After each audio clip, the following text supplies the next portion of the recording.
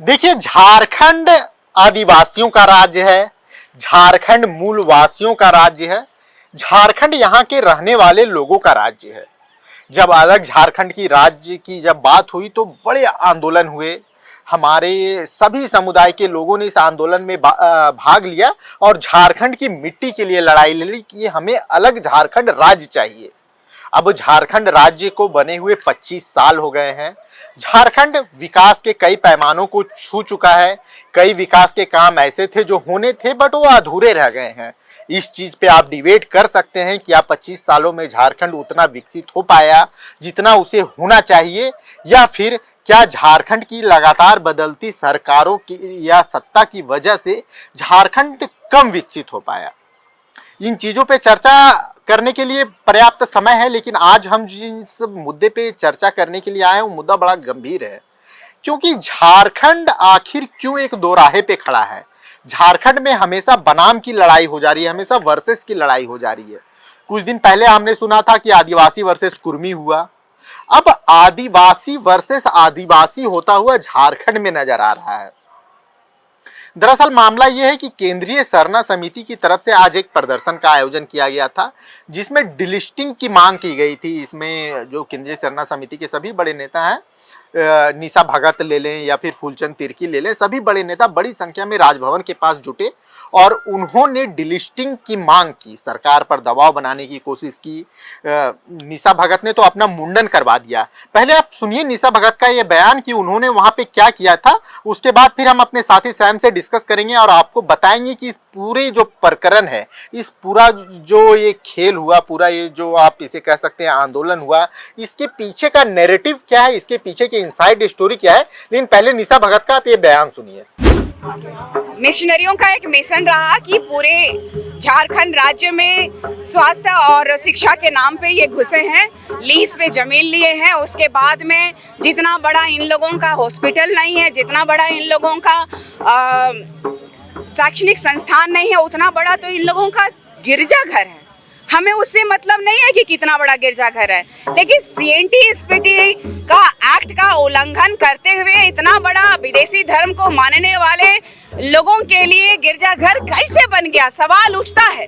हमारे आदिवासी अस्मिता पर लगातार सवाल उठाने वाला ये सरकार है, जो हेमंत बाबू की सरकार है, जो कि विकास के नाम पे लगातार हमारे जमीनें, जो कि हमारी आत्मा, उसको छीनी जा रही हैं। चाहे नगड़ी का प्रकरण हो, चाहे रिम्स के पास का प्रकरण हो, हमें चाहिए सरना कोड, जो कि हमने कहा है लगातार कि सरना कोड हमें मिलना चाहिए। ये सरकार बोल रही है कि हमने तो भेज दिया, लेकिन इसी सरकार की गठबंधन में कांग्रेस की सरकार 1961 की जनगणना के बाद आदिवासी कॉलम को हटा दिया गया और मिशनरीज को बढ़ावा दिया गया। भारत की आजादी मिशनरियों के मिशन का सबसे बड़ा त्योहार इन लोगों ने मनाया, क्योंकि धड़ल्ले से कांग्रेस की सरकार में इन लोगों ने हमारा कॉलम हटवा करके हमारी संस्कृति, हमारी परंपरा को मटियामेट करने के लिए ये लोग प्रलोभन का माध्यम से ये धर्मांतरण कराते गए। और इसका उदाहरण आपको अखबारों के माध्यम से, सोशल मीडिया के माध्यम से, आपके चौथे स्तंभ आपके माध्यम से खुद आप लोग दिखाते रहे हैं कि धर्मांतरण हमारे झारखंड राज्य में किस हद तक बढ़ गया है। इस देश की प्रथम नागरिक के रूप में, इस देश में राष्ट्रपति के रूप में विद्यमान महामहिम द्रौपदी मुर्मू जी जब इस झारखंड राज्य में राज्यपाल के रूप में पदस्थापित थी, 2017 में धर्मांतरण बिल लागू हो चुकने के बावजूद इस झारखंड राज्य में धर्मांतरण बिल को प्रखरता से क्यों लागू नहीं किया गया। चर्च के फादर, चर्च के बिशप्स यहाँ खुलेआम किसी भी धर्म के लोगों को अपना ले रहे हैं, बपतिस्मा दे रहे हैं। जन्म से लेकर के मृत्यु तक का संस्कार इनका अलग है।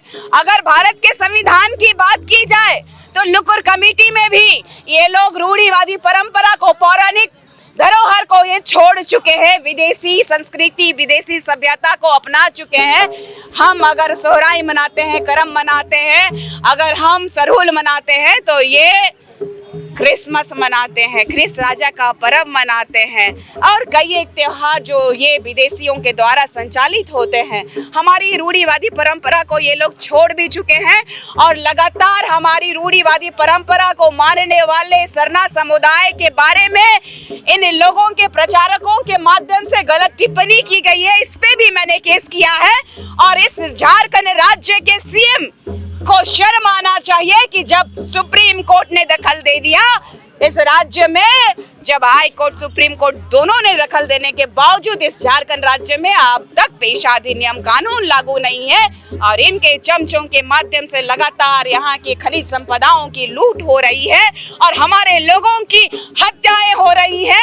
जो भी हमारा आदिवासी समुदाय से आवाज उठाता है उनको नक्सली बोल करके उनकी फेक एनकाउंटर में हत्याएं करा दी जाती है। ये है हमारा झारखंड राज्य और हमारे झारखंड में आदिवासियों का आरक्षण और जो भी आदिवासियों का लाभ संवैधानिक तरीके से मिलता है उसका 75% मिशनरियों का आरक्षण जो है चला जाता है, आदिवासियों का आरक्षण उनके लिए। तो इसकी आवाज कौन उठाएगा? जब बाबा पंखराज कार्तिक उरांव जी ने लिखा था एक किताब 20 साल की काली रात, उसमें भी उन्होंने मेंशन किया, लेकिन उनकी बेटी और हमारे आदिवासी समुदाय के अगुवागण जिनको जनता ने चुनने का काम किया, उन्होंने लगातार जनता को छलने का काम किया है। अब समय आ गया है, इन लोगों को चुल्लू भर पानी में डूब मरने की नौबत आ गई है। अब हमारा आदिवासी समुदाय जो है जाग चुका है और हम जानते हैं अपना हक और अधिकार किन किन प्रकारन किसी से भी किसी तरह से ले सकते हैं, क्योंकि हमने अब तक पूरे भारत में अगर संस्कृति के नाम से जाने जाते हो सभी लोग, तो हमारी वजह से जाने जाते हो। अगर इस देश का प्रथम मूल नागरिक आदिवासी है तो अंतिम पायदान में क्यों आदिवासी है और ये धर्म के ईसाइयों के ठेकेदार क्यों हमारा आरक्षण खा रहे हैं?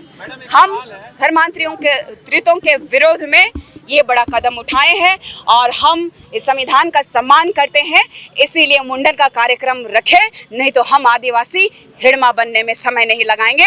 और अगर ये सरकार और ये संविधान हमारी बातों को नहीं सुनती है, नहीं चितती है, तो हम अपना जल जंगल जमीन और अपने संस्कृति की रक्षा अब स्वयं करने का समय आ गया है। निशा भगत काफी आक्रोशित नजर आ रही है। निशा भगत का कहना है कि धर्मांतरण ने पूरे आदिवासी समुदाय को बदनाम करने का काम किया है, हमारा धर्म सरना है। लेकिन एक बड़ी संख्या में लोग हैं जो अब आदिवासी धर्म को छोड़ के, आदिवासी को लोग धर्म को अंधविश्वास कहते हैं, मतलब सरना धर्म कोड की जो मांग कर रही है उसे अंधविश्वास करते हैं और वो लोग ईसाईयत की तरफ अब अग्रसर हो चुके हैं। तो जो लोग अब ईसाई धर्म अपना चुके हैं उन्हें जो आरक्षण का लाभ मिल रहा है उन्हें वो आरक्षण देना बंद किया जाए। आज हमारे साथी सैम थे, सैम पूरे उस स्थल पे मौजूद थे जहां ये प्रकरण चल रहा था। सैम, आज आप उस कार्यक्रम को कवर कर रहे थे, आपने क्या देखा, क्या समझ में आया आपको कि ये जो पूरा प्रकरण है, ये जो पूरा प्रदर्शन किया गया, इसको लेकर क्या आपका व्यू क्या है? देखिए, जहां तक आदिवासी वर्सेस पहले हुआ अभी भी देखा जा रहा है कि कुर्मी और आदिवासी चल रहा था और इस बीच में अब आ गया है एक नया मोड़ जो लेकर के आ गई है निशा भगत जी, आदिवासी वर्सेस ईसाई। ठीक है। देखिए, हम जानते हैं कि हमारे यहाँ पे झारखंड में जितने भी आदिवासी है आधा से ज्यादा लोग अभी ईसाई है। ठीक है। और यहाँ पे जो शिक्षा संस्थान भी है वो यहाँ पे ईसाइयों द्वारा ही किया जा रहा है। लेकिन यहाँ पे मुद्दा ये है जो आज जो यहाँ पे धरना लगाया गया था कि यहाँ पे जो ईसाई लोग हैं वो जितने आदिवासी लोग हैं वो लोग के जो लाभ मिलना चाहिए उन्हें, उनका लाभ वो नहीं आदिवासी होते हुए भी ईसाई बन करके भी वो लाभ ले रहे हैं और आदिवासी का जो वहाँ पे नहीं लेना चाहिए उसके लिए वो लोग वहाँ पे धरना दे रहे हैं। आपकी वहाँ और भी लोगों से बात हुई, जो आम लोग हैं उन लोगों से भी आपकी बात हुई, उन लोगों का क्या कहना था इस पे? जो सरना समाज के लोग इस प्रदर्शन में खासकर शामिल हुए, बढ़ चढ़कर हिस्सा ले रहे हैं, उन लोगों का क्या कहना था, क्या व्यू था उन लोगों का? उनका जो व्यू था, देखिए वहां पे आए हुए थे सिर्फ झारखंड, सिर्फ रांची के लोग नहीं थे, मांडर, धनबाद, इधर आप चले जाइए, पोटका चले जाइए, चाईबासा चले जाइए, सब तरीके से तरफ से लोग आए हुए थे और एक समुदाय के लोग नहीं थे। वहां पे मुंडा, संथाल हो और उरांव समाज के और भी ऐसे बहुत लोग आए हुए थे। उनका बस यही कहना था कि उनके जो भाई बंधु है, जो उनके बच्चे हैं, जो उनके जितने आदिवासी समाज के लोग हैं, उन लोगों को लाभ मिलना चाहिए, वो लाभ उनसे छीनते जा रहा है और आज आदिवासी दिन ब दिन और नीचे चला जा रहा है, उनका हक मारा जा रहा है। और ईसाई एक जो मुद्दा लेके आए हुए हैं, ईसाई उसमें मेन रोल निभा रही है। देखिए, इसीलिए ये विवाद कोई नया नहीं है। मतलब आज सिर्फ हम ये नहीं कर रहे हैं सरना वर्सेस ईसाई, काफी लंबे समय से हम लोग देख रहे हैं। जैसे सीरम टोली फ्लाईओवर का जो विवाद था, उसमें भी हमें दो धड़ा बढ़ता हुआ नजर आया पूरी तरीके से। एक धड़ा जो है प्रदर्शन कर रहा है, दूसरा धड़ा उस प्रदर्शन का विरोध कर रहा है। उसमें भी क्या तमाशा हुआ हमने देखा। उसके बाद जब आदिवासी वर्सेस कुर्मी जो विवाद हुआ, तो उसके बाद प्रभात तारा मैदान में जो विशाल जनसभा का आयोजन किया, तो उसमें निशा भगत गैंग सरना समिति का यह आरोप था कि उन्हें वहां से बेइज्जत करके मंच से उतारा गया। ज्योत्सना करकेट्टा, अजय तिर्की, उन लोगों का अपना पक्ष है।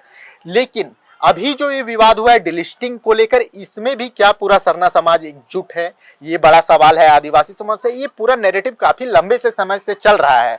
और जो सबसे बड़ा सवाल ये है कि आखिर अगर ये विवाद बढ़ता है, ये आगे बढ़ता है, और अगर आदिवासी समुदाय दो गुटों में बढ़ता है, तो उससे किसका लाभ हो रहा है। बंधु तिर्की समेत कई नेता इसे बीजेपी का प्रोपेगेंडा बता रहे हैं, लेकिन निशा भगत कहती हैं उन पे राजनीतिक लांछन लगाकर उनकी मुहिम को दबाने की कोशिश की जा रही है। आप सभी जो दर्शक हैं, आप भी अपनी राय बताइए कि ये जो पूरा प्रकरण है, इसे आप किस तरीके से देख रहे हैं। क्या झारखंड में जो धर्मांतरण का खेल है वो इतना बड़ा हो चुका है, जो ईसाइयत का खेल है वो इतना बड़ा हो चुका है कि वो पूरे के पूरे आदिवासी समाज, सरना भाई जो हैं हमारे, सरना बहन जो है हमारी, उन्हें प्रभावित कर रहा है, या फिर ये जो पूरा आंदोलन रचा गया था, ये जो पूरे आंदोलन का नैरेटिव था वो कुछ और था। जो भी हो, आप अपनी राय हमें जरूर दीजिए, हमसे साझा कीजिए। ये हमारे लिए बेनिफिशियरी होगा और हमारे दर्शकों के लिए भी वो समझ सके कि इस आंदोलन की जो पीछे की वजह है वो असली वजह क्या है।